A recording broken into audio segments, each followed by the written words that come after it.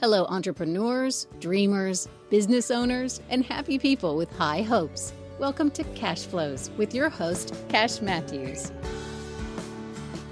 All right, welcome to Cashflows. We're glad you're here today. I am Cash Matthews, your host for the evening, and we are here to talk about life. And we want to talk about some of those things that, and we like to call it the good life, but often people are exploring. They're looking for an answer of some type, and they want to move their life forward, but they don't always know where to turn, and they get a little bit stuck in the middle.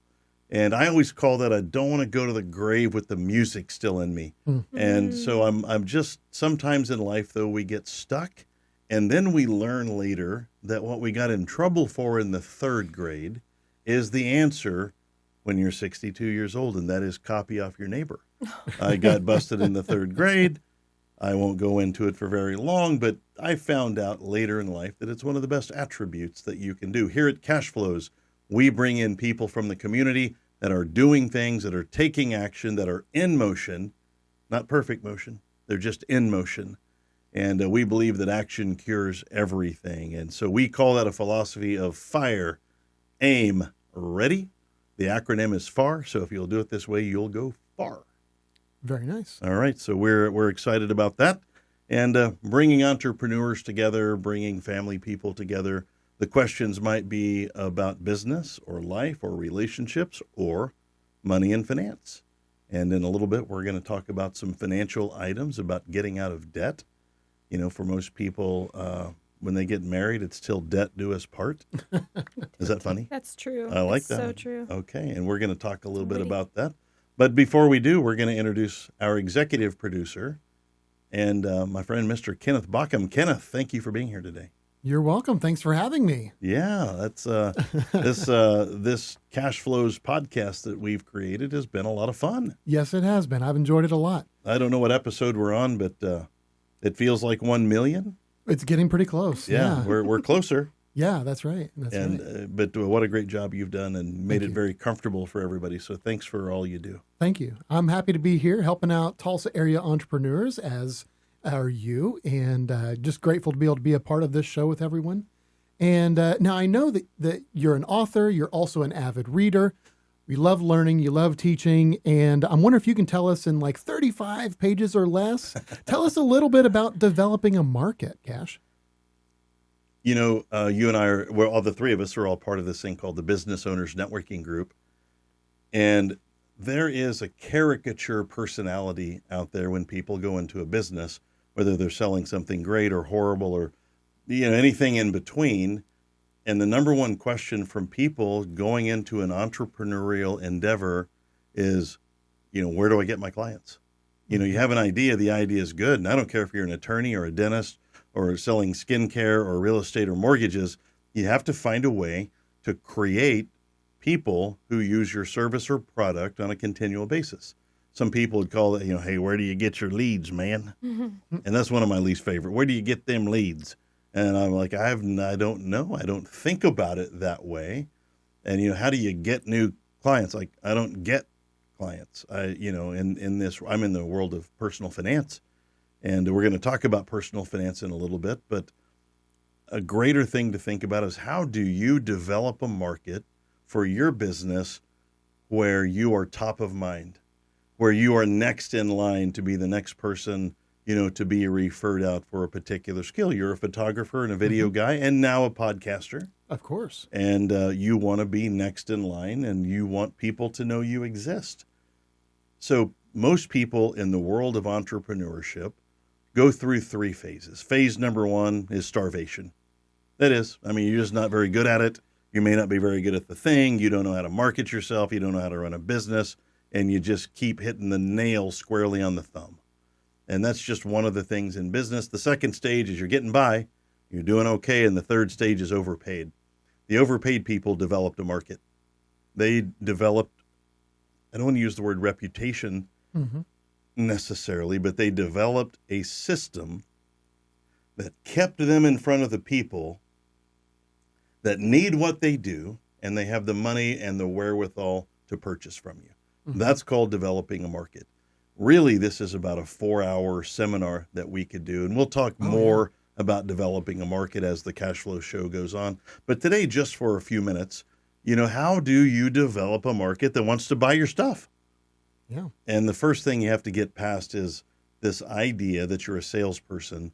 And we believe strictly in a concept called consultative selling. And you're not there to sell. You're just there to understand more about the person and see if what you do really makes the most sense for them. But to develop a market, today in this world that we live in, there's a lot of ways people are on the internet and they're doing Facebook ads and they're, in my old day, you could knock on doors, and I've fortunately never had to do that. But you let people know, and about 1 out of 100 people. But one of my favorite people, guy down in Houston, worked for my former company, one of the highest earning guys that I've ever met. And he knocked on 100 doors a night till he got a client. And about 1 out of 100, and he'd knock on the door and go, "Hey, you don't need any life insurance, do you?" And 1 out of 100 went, "You're not going to believe this. We actually do. We were getting ready to get in the car and go look for some. Can you help us out?" And he built a substantial multi-million-dollar business, marketing himself in a very direct, old school, but for me, very difficult way. Yeah. And I don't think people really want to knock, and maybe they do, and if they do, God bless them. Developing a market begins with recognizing who you are, where you are, and who can you talk to. And I believe the thing of this generation is doing that in a gentle way where you're not super salesy. Developing a market is about letting the world know you exist. Now, there are many ways to do that, and on this episode, we don't have time to cover all of those. But I wanted to introduce the concept called developing a market. You can't just run headlong into a group of people and go, "I'm selling something." And, that might work if you're selling, M&Ms or something. I or cupcakes. I buy chocolate. Yeah. I think we would all be responsive to that. But I think this idea of selling in the decade that we're in is really about a gentle way. So today's the philosophical side of developing a market. It's a gentle way to let people know you exist and to let them know that you can have a conversation that doesn't result in you grabbing their leg and, trying to go to town on it. And so that didn't. Don't be a poodle. Don't be a poodle. Don't be a poodle. Right. Thank you guys for that support. I appreciate that. In my world of 3, I'm okay. So if you want to learn more about developing a market, I love to share that concept. And we'll actually be teaching a class on some of the basics about developing a market and how do you mature it. And it goes all the way from introduction to where you're sending out birthday cards to your former or your client list now. And the best place to get a client, let's be honest, it's from a client. And if you're not exactly sure how to develop, nurture, and mature that market, that's a conversation that we should have in private. And we'll be hosting a class on that here in the very near future. So with that, you want to get on with the show? Yeah, let's do it. Let's get on with the show. We are excited to have Danielle, I'm going to make sure I say it right, Pomerleau. Correct. Did I say it all right? Oui. Wait, hang on. What language do you speak in there? It is French. That is French. Okay, one of my favorite foods. The French fry. Yeah. French dressing. Yeah. And we have DaniellePomerleau.com, and we'll spell that in just a little bit. But Danielle is a debt elimination specialist, and this is a topic that I have been excited about my entire business life. And so I'm glad that we're getting to share some time today about this concept of debt. The average 54-year-old man has 20 grand saved up and 30 grand worth of debt. 25% of the people age 58 have zero money saved up and 15 or 20,000 worth of debt. And we're upside down in this world. And it sounds to me like you're a person who's going to just jump right in the middle of it. What say you, Danielle? Let's get an overarching, hey, let's talk a little bit about debt. And you know what? Why are you going in this business? Well, if you would have told me that I was going to be into finances and anything that had to do with math, I literally would have laughed in your face. Right. And I would have told you were crazy. Okay. Because me and math, me and numbers, me no likey. Yeah. And and it's probably, one of the reasons why people are in debt, because it can be difficult and it can be challenging to understand all the different nuances of the types of debts and trying to keep up with it, and amortization schedules, and is a car loan the same as a mortgage and all that. And so how I got into this was God. Right. It's Okay. very simple, God. And that's kind of a lot of my stories is like, how Right. did this happen? How'd you move to Oklahoma? God. I was praying for opportunity. Okay. So coming here to Oklahoma, I sold just about everything, and I hadn't been working for about a year. So just sitting with God and being like, what do you want me to do here, Lord? Like, why did you bring me here? And he had sent me to New York. He had sent me to North Carolina, and then he had sent me to Dallas. I'm like, Lord, I'm coming to the end of my money here. Like, I need opportunity. You need to open up opportunity for me, please. So as I'm going to Dallas, I get a series of texts. And so when I stop, the first one was from a woman that I was in real estate investing with, and we were in a mastermind together, and she told me about this company that she had partnered with and how she was helping people and the impact it was making. And I was like, holy cow, everybody needs to know about what you're doing. Like, Right. this is amazing. Like, and I want, back then they were teaching you like be an affiliate link. So I'm like, do you have an affiliate link? Like, I'll refer you. And she's like, no, you'd have to be an agent. I'm like, no money, no numbers. And so that was her. And she was like, hey, are you looking for an income opportunity? And I'm like, You yeah. prayed for it. Here we go. Yeah, it was that morning. And I'm like, yeah. And so then I look at the next text, and it was somebody that I had gotten introduced here in Tulsa, but hadn't met in person. We've been, talking and texting. And she says, hey, I just came into contact with this company that helps people pay off their mortgages in as little as 5 to 7 years without changing their income or without changing their lifestyle. And I partnered with them because it's going to partner well with my financial company. I know that you're looking for income. Are you interested? And I'm like, oh my goodness, this is the same exact company. And so I went to the third text. And when I went to the third text, it was a woman that comes into my text every now and then. She gives me scripture. I don't know her well, never met her in person, but she's part of my online Christian Coaching Academy, which is the same with all these women. Right. And she gave me a prophecy instead of scripture. And I don't remember anything about the prophecy other than it said, what's in your hand, make the decision and go with it. I will bless it. And when I read that, it stopped me in my tracks because one of my sisters in Christ, every now and then she'd get a word from me that was like, what's in your hand? What's in your hand? All I'm hearing is what's in your hand. I'm like, I don't know what's in my hand right now. And then I had been previously speaking for the last 2 weeks with friends. They're like, Danielle, you got to make a decision and just go with it. Right. Either God's going to open up the doors or he's going to shut them and he's going to redirect you. But you got to do something. And you'll know once you've and gone through the process. Yeah. So when I said that, I was like, oh my gosh. I'm like, this is so not my wheelhouse. Like, no, like I'm all about like, limiting beliefs and helping heal the inner child and all that stuff. And I was like, you just gave me a promise. I'm going to run with it. If you say you're going to bless it, I'm going to do it. Because, Lord, you know what my heart is about. Because my heart's about impact. Mm-hmm. It's really about, like, changing people's lives. Because that's been my prayer for a while. It's like, Lord, just, like, when I was cleaning houses and I had my cleaning business, I was like, Lord, like, this is making a difference. Like, I love seeing, taking something and transforming it and turning it into something new and clean. Sure. And they loved it. They loved coming home. They loved being in the house while I was there. But it wasn't impact. Right. So I was praying for him to bring along something that was going to help change lives and also fill my pocketbook at the same time, fill my bank account at the same time. So fill them up and fill me up. And he had brought me into coaching and he brought me into inner healing and then he brought me to this. Wow. That's okay. That's an impressive story. Yeah. And now this is your first year being involved in that industry? It is. Right. Mm-hmm. And that's one of the most fun times. Oh, it's challenging. And challenging, right. It's so challenging. There's so much to learn. Like, you're throwing numbers out at me. I'm like, in my head going, please don't ask me to give statistics. Please don't let me do No, I think the best people in finance aren't the numbers guys, but they're the compassionate people that know how to deliver the message. And, I am a numbers guy, but boy, people don't light up when you talk about numbers. Right. They stare at you with like, yeah. that would be me. I'm like, yeah. No, I'm all about like solving the problem. Like, you've got Right. the problem, I've got the solution. Or like, let's see if I've got the solution for you because I may not. Right. But let's just get together. Is it worth an hour of your time to see if it could possibly help you? Right. And let's go from there. And that's it, Okay, well, we want to learn about you also, and we're going to talk a little bit more about debt a little bit later. Okay. So people really want to get to know you. This is what I've learned in business. People just want to know who you are. Mm-hmm.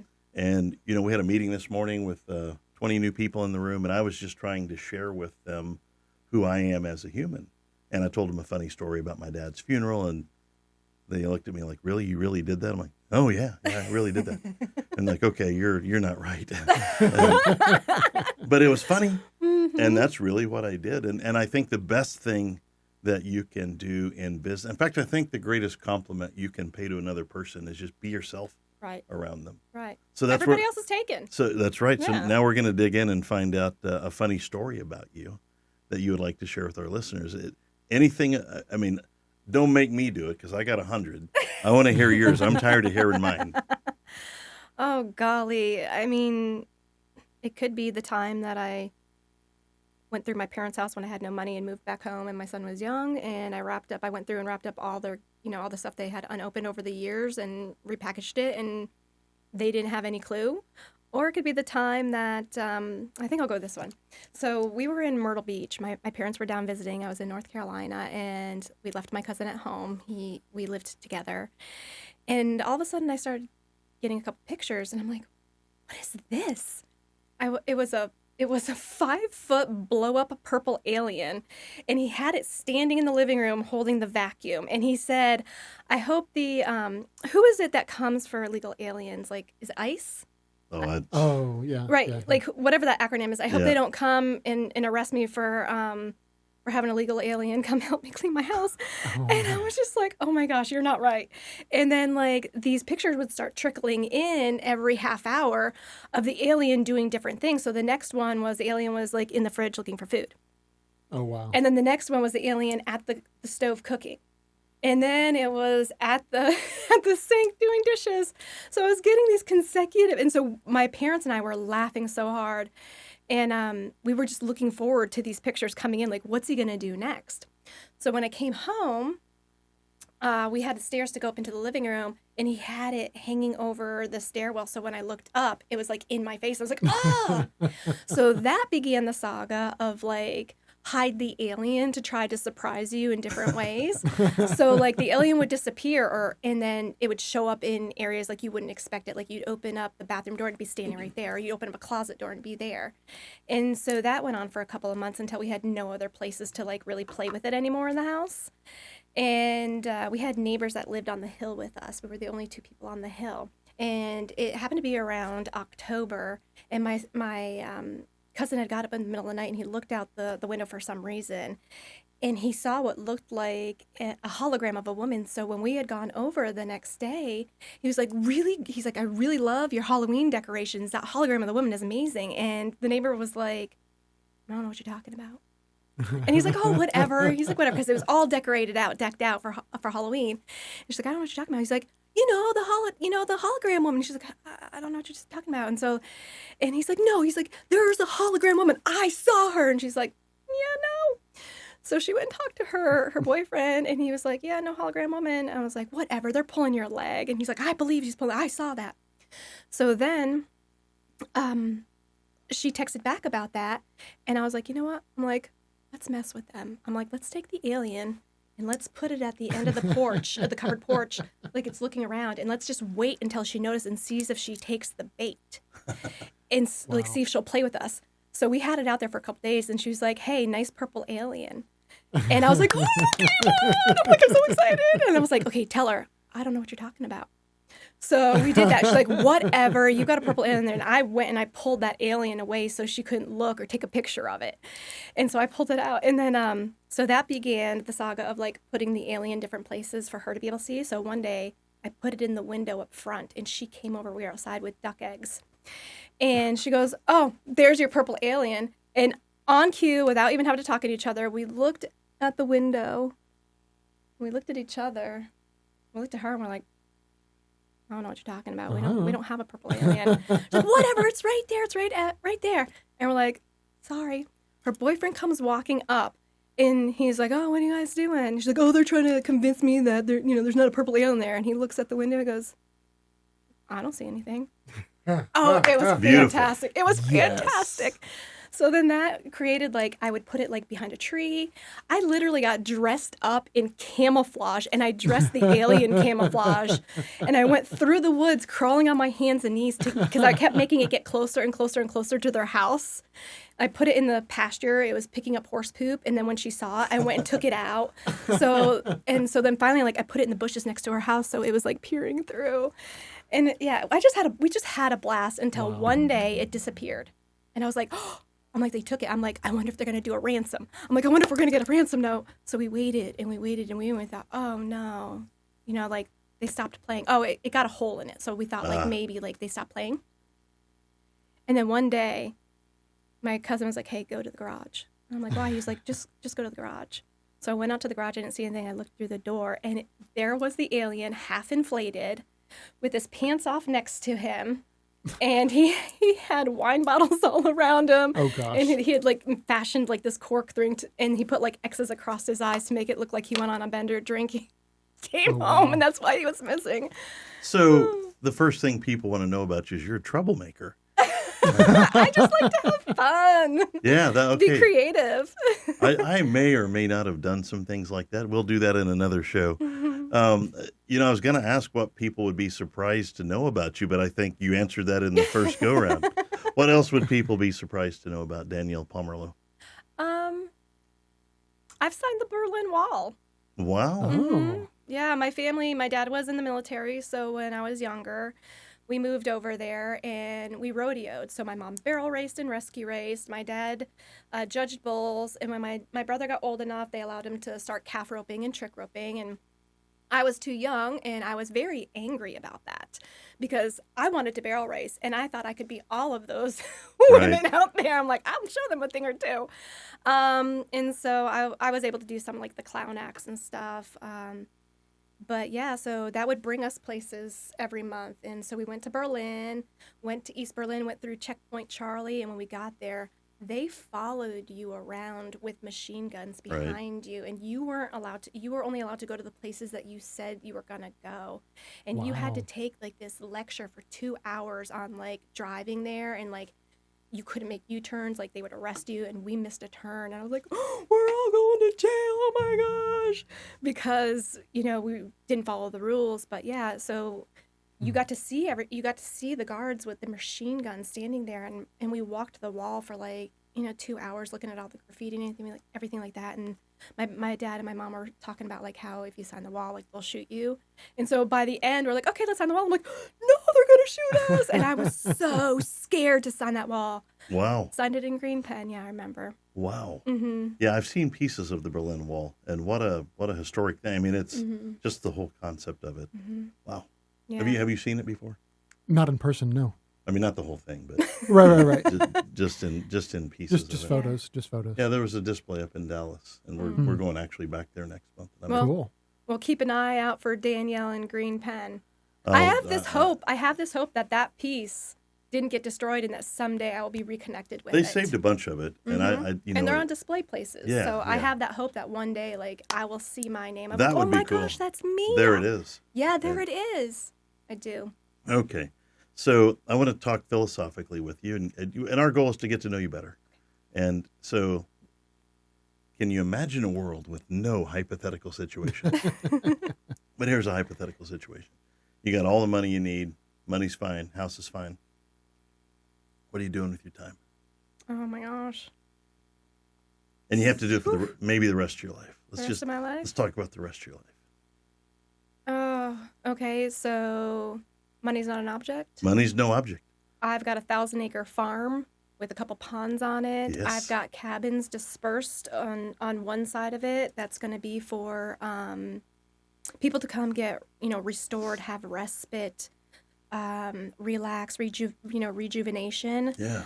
Whether it's like pastors and clergy that need to get away and, just be to themselves, or really, I want to be rescuing animals as well. I'm going to have my, herd of horses. I'm going to have my buckskin barrel racing horse because I would love to get back into that. And, like a healing farm, healing for the animals and healing for people. And I'm not really sure, like, what kind of niche it would be, whether it be, like, addictions or if it would be, like, for people who have overcome, I don't want to get this bleep, so, We do no bleeping. Oh, well, because, like, you might get on YouTube and stuff like that, they might censor you. Okay. Trafficked people, Oh, yeah. Those kinds of things. Right. Maybe all of it, however, but, so they can come there to the healing farm and help take care of the animals, and they can heal together and learn, how to care for themselves while they're caring for the animals, have retreats there.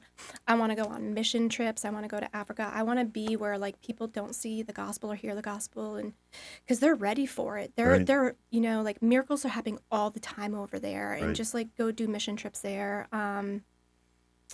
Just traveling alone and seeing God's creation, speaking about God, encouraging, doing deliverances.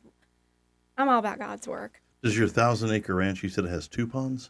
Well, I'll probably have more, but in my mind, one is on the side where, like, people can swim, and then one is right at my house. So I'm going to be able to, like, just walk out into, like, I don't know if I want to have, like, a little boathouse where I can, like, go get away from, like a prayer room, like when I go fast and stuff. And then the dock is right on the water, because I used to rent a lake house for my birthday, and it was this teeny little thing, and it had this teeny little dock, but it was on the water, so I could walk out of the kitchen, sit down, and plop my feet in the water, and I just loved that. It was so peaceful. I got it in my brain. That's awesome. It was beautiful. Okay, Yeah. so is there any place that you would like to travel to on that list? You said travel. Is there a place you've been or wish you'd been?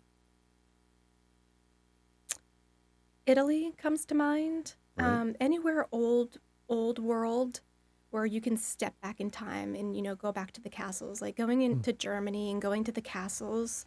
As a kid, I didn't appreciate and I didn't know what I was being exposed to. So I'd really love to go back to Germany as well and retrace a lot of those steps that we did with the Heidelberg Castle and the Neuschwanstein Castle. That was a cool experience because I loved Chitty Chitty Bang Bang. Yes. And they filmed the scene where the car's coming down into the courtyard in that courtyard. So when I was there and they told me that, I was like, that is so cool. So I would love to go back as an adult. It'd be interesting to go as an adult and kind of recognize what your childhood experiences were kind of like. Yeah. Okay. Those are good dreams. So, actually, you know what, Kenneth? What time it is? It is. Is it time to take a break? Time? Yeah, it is time to take a commercial break right here. I just thought of like 30 different answers to that based on sitcoms all over, but I figured we should just keep it serious. Let's go grab a commercial break real quick, and we'll be right back. All right, sounds good. So today we're going to talk about bringing your awesome ideas to life. My name is Kenneth Bauckham, and I specialize in helping businesses explode their online presence through professional photography, video, and virtual event production with a rapid turnaround.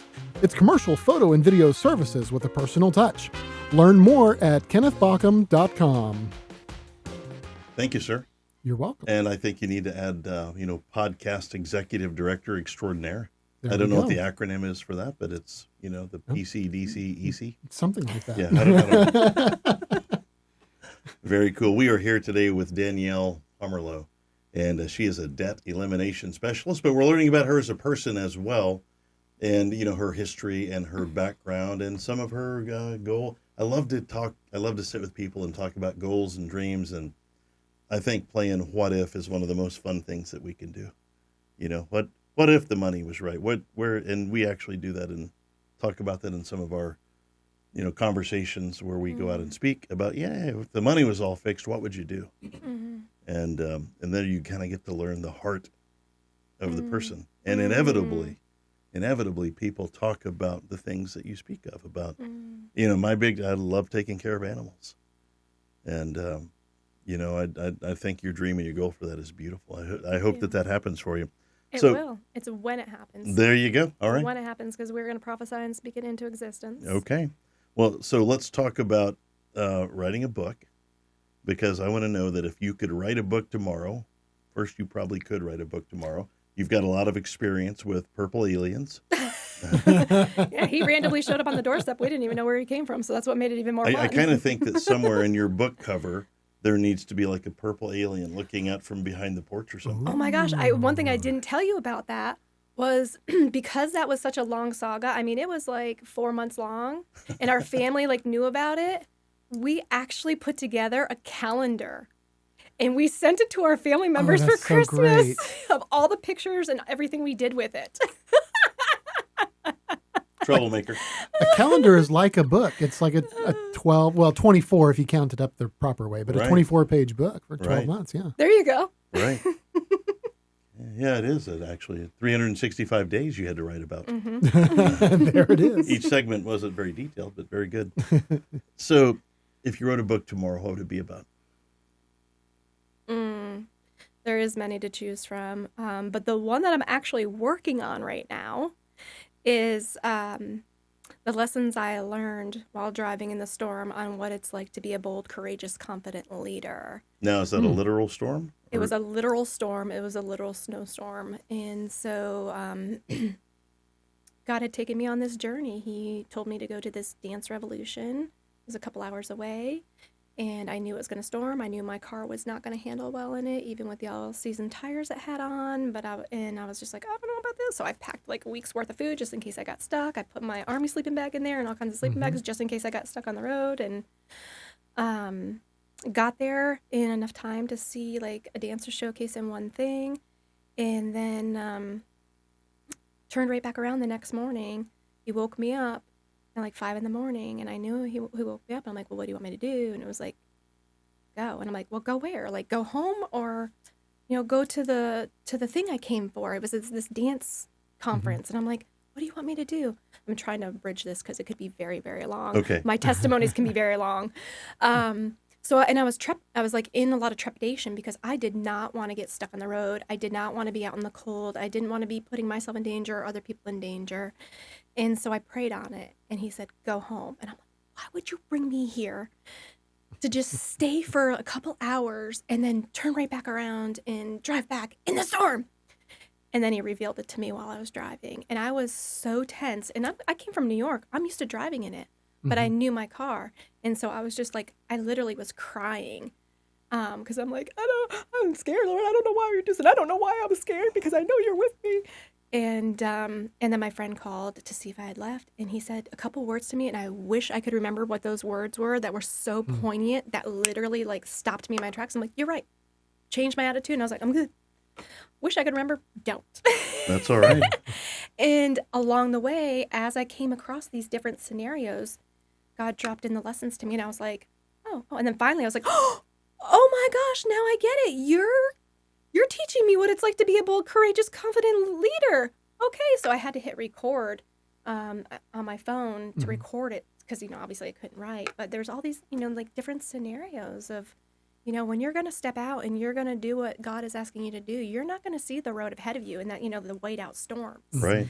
And, you're not following in other people's tracks because you're called to be set apart and called to be a pioneer. And it's going to, and it can be lonely and desolate out there. Like it can be scary. But then there's going to be people that are going to come alongside of you and they're going to travel with you on the journey. And some of them are going to go ahead of you. And some of them are going to, you're going to have to leave behind. But, it doesn't make it right or wrong. Just bless them and wish them a safe journey.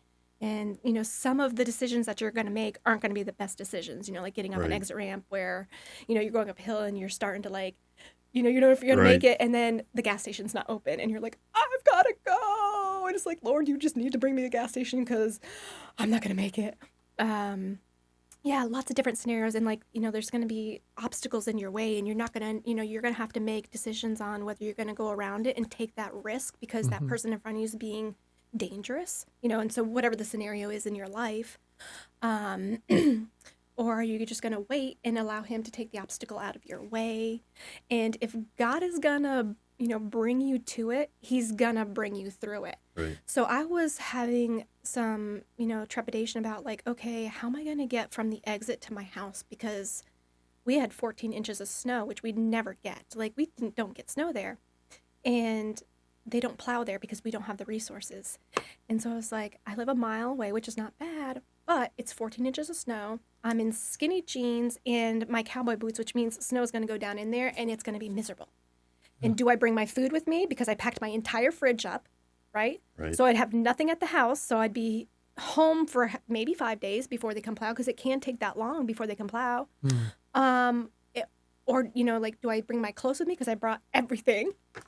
like, what do I do? And I'm like trying to figure it out. And I'm calling my son to see if he's out and about, and called my housemate, and she's like, well, I don't know. And I'm like, okay, I'm just going to park it at, no, hopefully I can get off the exit. I'll park it at the gas station and I'll just walk. Like, I'll just have to figure it out. And then she calls me like 10 minutes prior to getting there. She's like, hey, Noah's out and about in his truck. He's supposed to be coming by at the exact time you should be getting here. She's like, I'll just have him pick you up. And I was like, yeah, oh my gosh, yes. So literally, as I'm pulling in, he's pulling in, throw the stuff in the back, and like, he had a really hard time getting home and getting where we were in his 4-wheel drive. I'm like, there's no way. Yeah, there's no way you would have made There's no way. And as soon as I got to the house, I'm like, I should have known if he called me to it, he was going to see me all the way through it, door to door. And I should have never doubted and never feared. But that was also another lesson, is like, no matter what you're going through, doubts and fears are always going to come. Sure. It's whether you're going to rest and trust in him. So it's a story then of faith. Oh, yeah. Yeah. Obedience and faith and trust. Yeah. Yeah, I think that's difficult sometimes. Yeah, It can be. It's easy to have faith when everything's going well, and it's Right. easy to say, but when it's a little sketchy, And dicey. yeah, you're like, hey, dude. Yeah. Many Yeah. dicey situations. Yeah. Very cool. So, you talked a little bit about how you found your line of work, right? You had 3. You'd been praying. You got some texts from some people, and you're in your first year of doing this. This is a very enthusiastic time. And you also happen to know that the market for what you do is giant. Right. Like, there's a lot of people.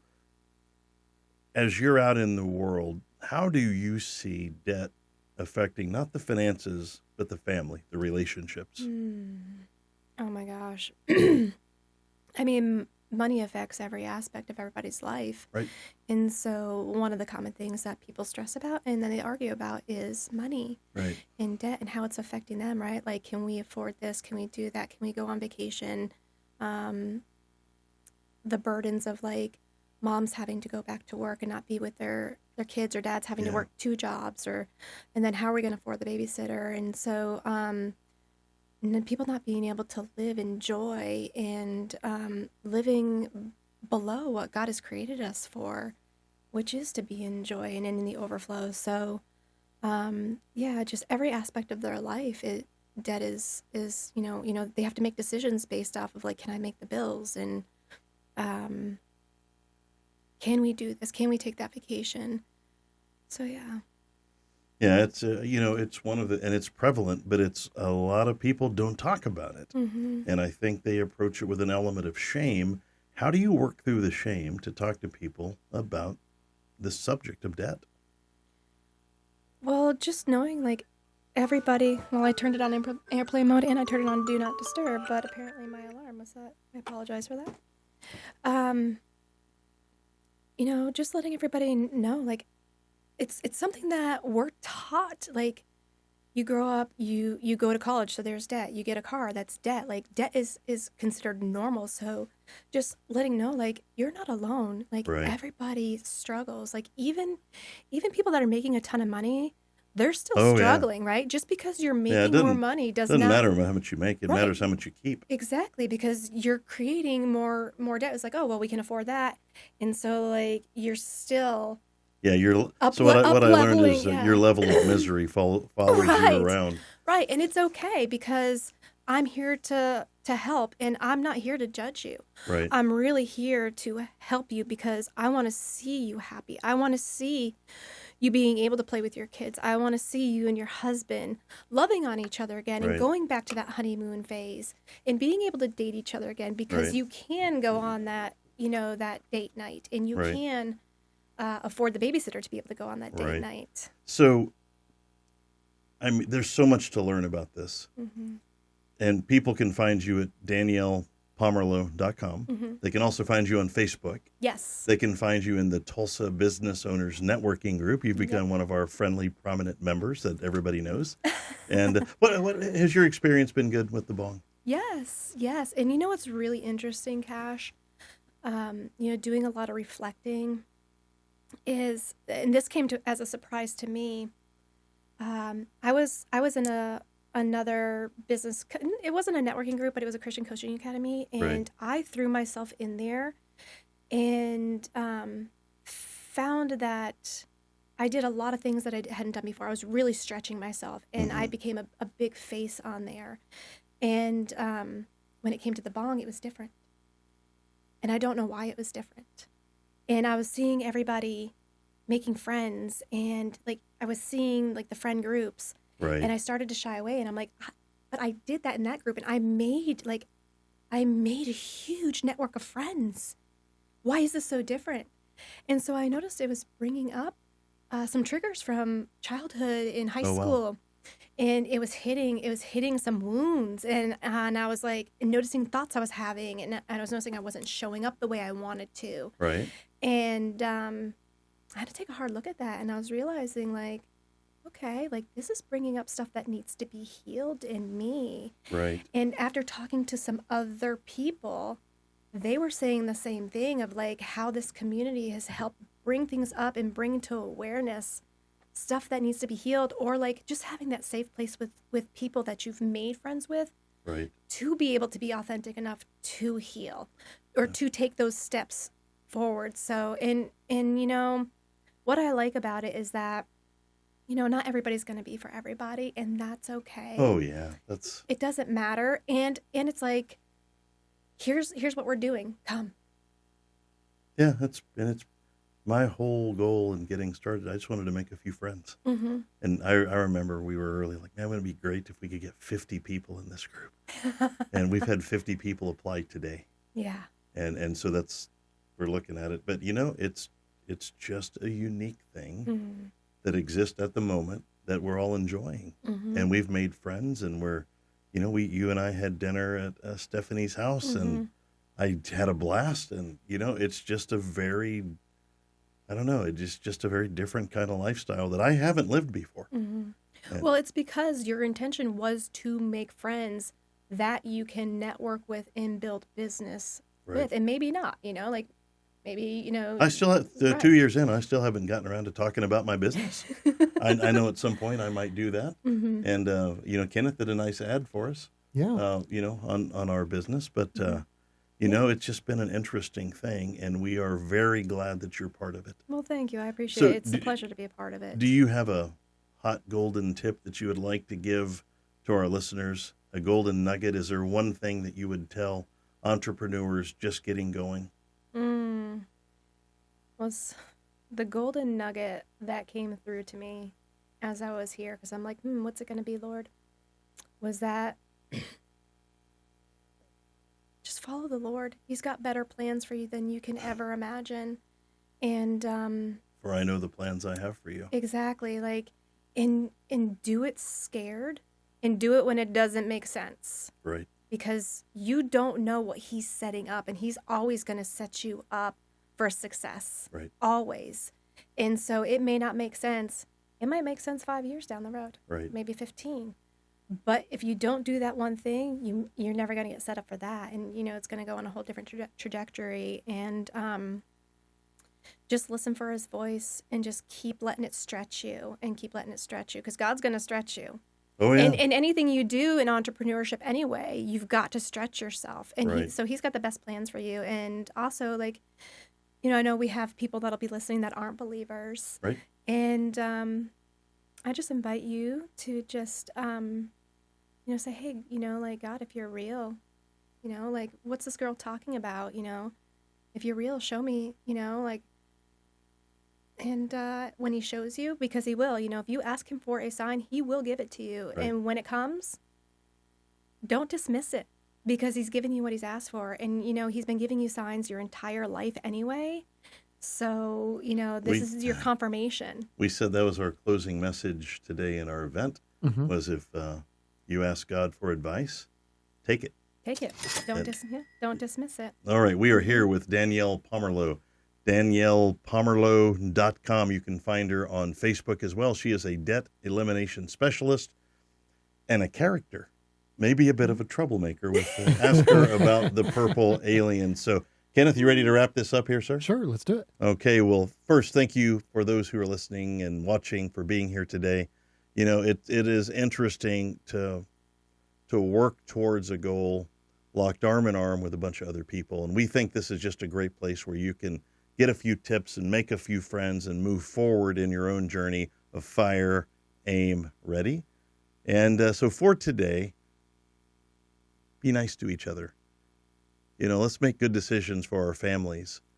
And more importantly than that, today might just be the greatest day ever to forgive somebody who absolutely does not deserve it. We've all been in that spot before, and isn't it great that we're all forgiven? Mm-hmm. And sometimes forgiveness is not about the other person. It's about you and cutting those chains that might be holding you down. Give it a try, and if it doesn't work, we'll offer a full money-back guarantee. There you go. You got that? Sure. Put that in writing. So to our friends out there watching, listening, and sharing this show, thank you very much. And I want to remind you, this show is about you. Thanks for being at Cashflows. That's our show for today. Stay tuned for another riveting edition of Cashflows.